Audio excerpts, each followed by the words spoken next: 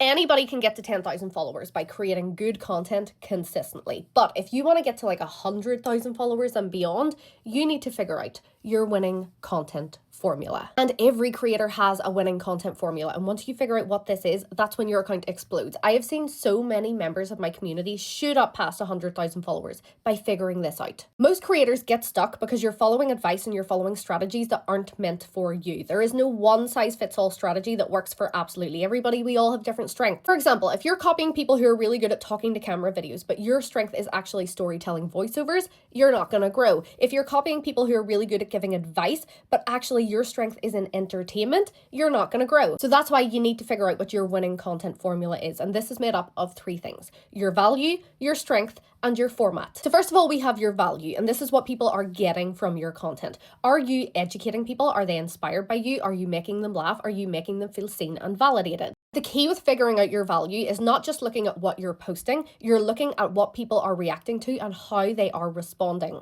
And you can figure this out even if you have a really small following and if you're not getting a ton of engagement. This is what I teach you how to figure out inside the Content Club. Then we need to figure out what your strength is. This is the type of content you're good at, that you enjoy the most, and people have the biggest reaction to. So it might be storytelling, it might be advice, it might be opinions, it might be funny content, it might be really high production editing. And finally, we need to look at format. What format is your content best delivered in to suit you and your audience? So it could be talking directly to camera, low production value. It could be talking to camera, really high editing. It could be carousel posts, photo carousels. It could be B-roll with text on the screen. Everybody has different strengths and different audiences respond to content differently. But once you figure out what that formula is, you can just rinse and repeat that over and over and over again. You don't have to reinvent the wheel every single time you create content, and your growth is basically guaranteed.